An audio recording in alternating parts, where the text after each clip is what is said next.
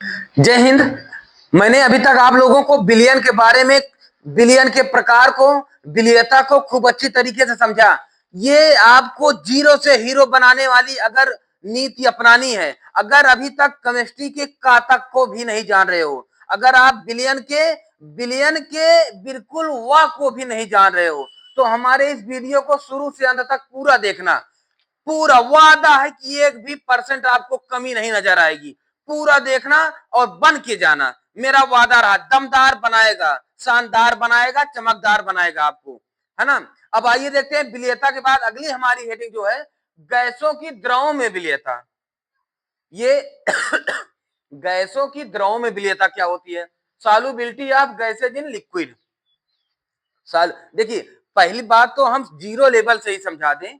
ये जो होती है गैसों की द्रवों में विलीयता, देखो ये जो गैस होती है ना, ये गैस हम जो हमारे एलपीजी गैस हो गई, मान लो एलपीजी गैस में उसमें पानी मिला होता है। कई लोग कहते हैं ना पानी मिला कर दिए हैं, तो कभी हमने ये नहीं सोचा यार आखिर गैस है, गैस तो उड़ने वाली चीज है, तो ये जल में जाकर बैठेगी कैसे, कैसे मिल जाएगी। तो ये सारे रीजन को जानने के लिए ही हम केमिस्ट्री को पढ़ते हैं, इसी का जवाब ढूंढने के लिए हम केमिस्ट्री को पढ़ते हैं। यही जवाब देने के लिए फिर आता है गैसों में द्रव की विलीयता को, है ना। फिर उसको हम देखते हैं कैसे क्या होगी। गैसों की द्रव में विलीयता को अवशोषण गुणांक द्वारा व्यक्त किया जाता है। ये अवशोषण गुणांक क्या है? देखिए, अवशोषण गुणांक को केमिस्ट्री फिजिक्स में खूब अच्छी तरीके से पढ़े हो। क्या होता है कि ये एक, जान लीजिए फिजिकली एक यंत्र है ना, एक ऐसा यंत्र है जो कोई भी तरल पदार्थ, ठोस हो, द्रव हो, गैस हो, कोई भी हो, ये उसे सोखने में मदद करता है, उसे सोखने में मदद करता है। और ये इसका उपयोग जो है ना, अच्छा एक वीडियो में अलग से बना दे रहा हूं इसी के बाद कि ये आखिर अवशोषण गुणांक है क्या, और डिटेल में समझा देता हूं कि उपयोग क्या होता है, ये हमारे शरीर के ऊतक में जाकर इसका क्या कार्य करता है, या और सारी प्रक्रिया ये केमिस्ट्री में क्या कार्य करती है, सब मैं लिखवा दे रहा हूं, ठीक है ना। फिर इसके बाद हम देखते हैं कि व्यक्त किया जाता है जो जल में विलयशील होते हैं, है ना। फिर से एक बार समझ लेते हैं, गैसों की द्रव में विलयता को अवशोषण गुणांक द्वारा व्यक्त किया जाता है जो जल में विलयशील होते हैं। जल में विलयशील कौन? गैस होती है ना, गैस जल में विलयशील होती है। और ऑक्सीजन पर्याप्त मात्रा में विलयशील होते हैं जिससे जलीय जीव जीवित रहते हैं। भाई देखो, ऑक्सीजन जो है ये पर्याप्त मात्रा में विलयशील है। ये मतलब घुलते हैं, मिलते हैं, जाकर मिल जाते हैं, तभी तो ये जितने भी जीव हैं, ये जो जलीय जीव हैं, जैसे मेढक हो गए, कछुआ हो गए, और जलीय सिर सांप हो गई, ये सभी जीवित कैसे रहते हैं? ये भाई देखो हमेशा उसी के अंदर रहते हैं ना, क्योंकि उसमें ऑक्सीजन घुली रहती है। ऑक्सीजन ना घुली रहे ना तो कोई भी जीवित ना रहे, सब मर जाएं। समझ गए इस बात को? फिर इसको और डिटेल में हम आगे चल के हम बता रहे हैं, ठीक है ना। लेकिन नोट करके एक बात और समझ लो, नोट, एचसीएल हाइड्रोक्लोरिक अम्ल और अमोनिया NH3 ये अत्यधिक विलयशील होते हैं। ये बात ध्यान देना, ये दोनों अत्यधिक विलयशील होते हैं, लेकिन एक निश्चित ताप पर गैस की द्रव में विलयता एक निश्चित सीमा तक ही होती है। एक निश्चित ताप पर।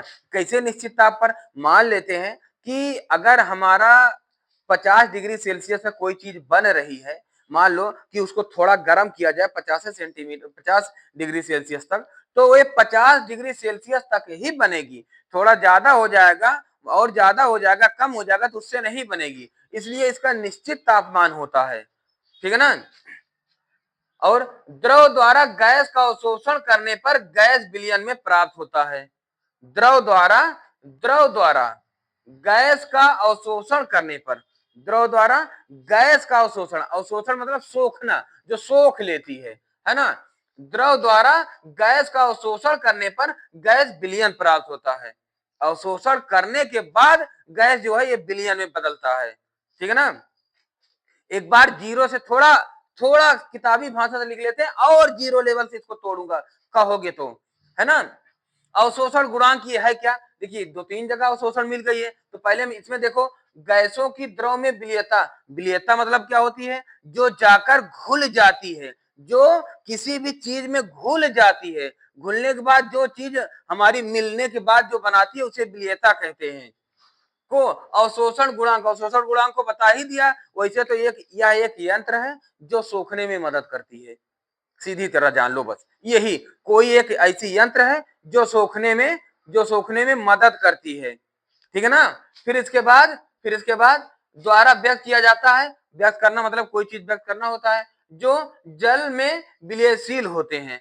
जल में विलयशील मतलब जाकर घुल जाते हैं, घुलने की प्रक्रिया पूरी हो जाती है, वही विलयशील होते हैं, है ना। ऑक्सीजन पर्याप्त मात्रा में विलयशील होते हैं जिससे जलीय जीव जीवित रहते हैं।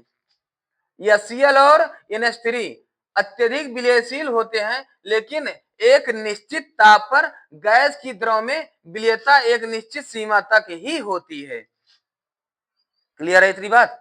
द्रव द्वारा गैस का अवशोषण करने पर गैस विलयन प्राप्त होता है, यहां तक समझिए। अच्छा, तीन चीजें आपको बार बार देखने को मिल रही है, एक विलयन मिल रही है, दूसरा विलयता मिल रही है, तीसरा विलयशील मिल रही है। विलयशील क्या होता है? ये जो जो जाकर विलय जाकर घुल जाती है, मिल जाती है। देखो ये जो चीनी है ना, चीनी जाकर जो मिल गई, इसी को कहेंगे विलयशील।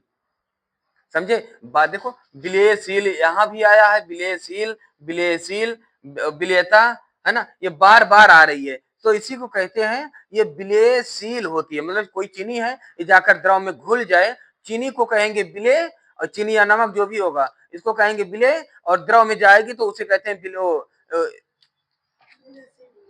जो जाकर उसमें घुल जाती है उसे विलयशील कहते हैं। क्लियर है ना इतनी बात? तो यही कह रहे हैं कि अब अवशोषण गुणांक क्या होती है? अवशोषण गुणांक निश्चित ताप एवं एक वायुमंडलीय दाब पर, वायुमंडलीय दाब यहाँ आया, पहले इसको समझ लें। वायुमंडलीय दाब एक ऐसी प्रक्रिया होती है कि जो जो वायु की परत को खूब मजबूती ढंग से, खूब बढ़िया फोर्स, बल लगाकर, दम लगाकर ये पृथ्वी पर एकदम परत बिछा देती है, दबाए रहती है, जिसको दबाए रहती है, अपनी वायु की परत को पृथ्वी पर दबाए रहती है अपने बल के साथ, ताकत के साथ, उसी को कहते हैं वायुमंडलीय दाब, है ना। जो ये वायु है ना, वायु है, ये पृथ्वी को दबाए रहती है ना।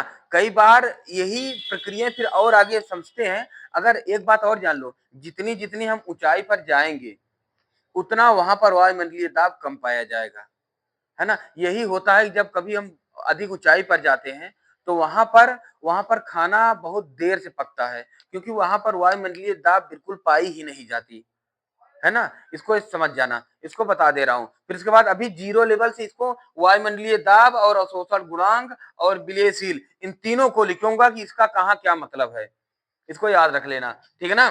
फिर ये कह रहा है निश्चित ताप एवं एक वायुमंडलीय दाब पर किसी विलायक के इकाई आयतन में घुली हुई गैस का एसटीपी पर आयतन अवशोषण गुणांक कहलाता है ना, अवशोषण गुणांक कहलाता है। इसे अल्फा से व्यक्त करते हैं। यहां तक क्लियर है? अच्छा, एक बात और आई है, एसटीपी पर आयतन, ये एसटीपी क्या है ना, ये सब एक एक करके अभी सब एक एक लाइन में लिखूंगा। जहिया आपकी, जिसकी वजह से आपकी मजबूती एकदम मजबूत ढंग से हो, एकदम ठोस हो, मजबूत हो। क्लियर है इतनी बात? फिर आइए हम देखते हैं अगला। यार अच्छा, ये नोट में क्या है ये जरूर जानना जरूरी होता है। अवशोषण गुणांक को 22.4 से भाग देने पर एक निश्चित ताप पर, एक वायुमंडलीय ताप पर गैस की मोल प्रति लीटर में विलयता प्राप्त होती है। जो अवशोषण गुणांक है, अवशोषण गुणांक को 22.4 से भाग देने पर, अगर कभी कोई क्वेश्चन आ जाए कि इसका अवशोषण गुणांक ये है, तो उसमें उसमें उसमें गैस की मोल प्रति लीटर में विलयता क्या होगी, तो बस जो दिए होंगे ना, जो दिए होंगे अवशोषण गुणांक, उसी में आप इससे भाग दे दोगे तो यही हो जाएगी आपकी, है ना। ये ध्यान देना बहुत महत्वपूर्ण है। अवशोषण गुणांक को 22.4 से भाग देने पर एक निश्चित ताप एवं एक वायुमंडलीय दाब पर गैस की मोल प्रति लीटर में विलयता प्राप्त होती है। इतनी बात क्लियर है? और इसके बाद ये बहुत महत्वपूर्ण है, ये दोनों बहुत महत्वपूर्ण है। बोर्ड एग्जाम के लिए जान लीजिए कि अगर इनमें से अगर आपको 2 नंबर पक्का ना मिले तो मुझे बताना। 2 नंबर पक्का है, इतना जितना लिखा हूं बोर्ड एग्जाम में आपको देकर ही जाएगा हर हाल में, वादा है मेरा। देखिए गैसों की द्रव में विलेयता ताप एवं दाब अधिक प्रभावशाली होते हैं। गैसों की द्रव में विलेयता ताप एवं दाब द्वारा अधिक प्रभावशाली होता है। और फिर उसके बाद दाब बढ़ाने पर गैसों की विलेयता बढ़ती है। दाब बढ़ाओगे गैसों की विलेयता बढ़ेगी। इसको नोट कर लेना भैया, है ना। फिर उसके बाद कह रहा है कि अच्छा इसको भी क्या हमें जरूरत है समझाने की कि दाब बढ़ाने पर गैसों की विलेयता बढ़ती है। जिस तरह दाब बढ़ाएंगे, मान लो कैसे कि जैसे कुछ चीज घोल रहे हो, जैसे चीनी है, चीनी घोल रहे हो, कई बार मान लेते हैं उसको दबा कर घोलते हो, है ना। तो दबा कर घोलोगे तो जल्दी घुल के विलेयता घुल जाएगी ना, है ना। तो यही मतलब जितना दबा कर करोगे विलेयता बढ़ती है ना। यही कह रहा है दाब बढ़ाने पर गैसों की विलेयता बढ़ती है। इतनी बात समझ गए। फिर इसके बाद आइए हम देखते हैं गैसों की, अब बहुत महत्वपूर्ण है भैया, बहुत महत्वपूर्ण है, इसको जान लीजिए, ये जान है पूरी। अब इसके बाद सबसे बड़ी जान तो भैया ये साहब है दाब का प्रभाव, हेनरी का नियम। बहुत महत्वपूर्ण है भैया, गैसों में दाब का प्रभाव बहुत महत्वपूर्ण है। इसको जान लीजिए, पहचान लीजिए, मान लीजिए। फिर इसके बाद कह रहे हैं गैसों की विलेयता को प्रभावित करने वाले कारक, गैस की प्रकृति। अब ये जरूरी नहीं कि गैस की प्रकृति कैसे हो भैया, ये तो पिछले लेक्चर में बेसिक से समझा ही दिया था, है ना। तो इसको बहुत बखूबी ध्यान से समझना। गैसों की द्रव में विलेयता, गैस की प्रकृति, विलयन की प्रकृति और ताप का प्रभाव, इतना समझ गए। इसके बाद हम गैस की प्रकृति, अब सबसे महत्वपूर्ण जो हमारा है चौथा, दाब का प्रभाव या हेनरी का नियम।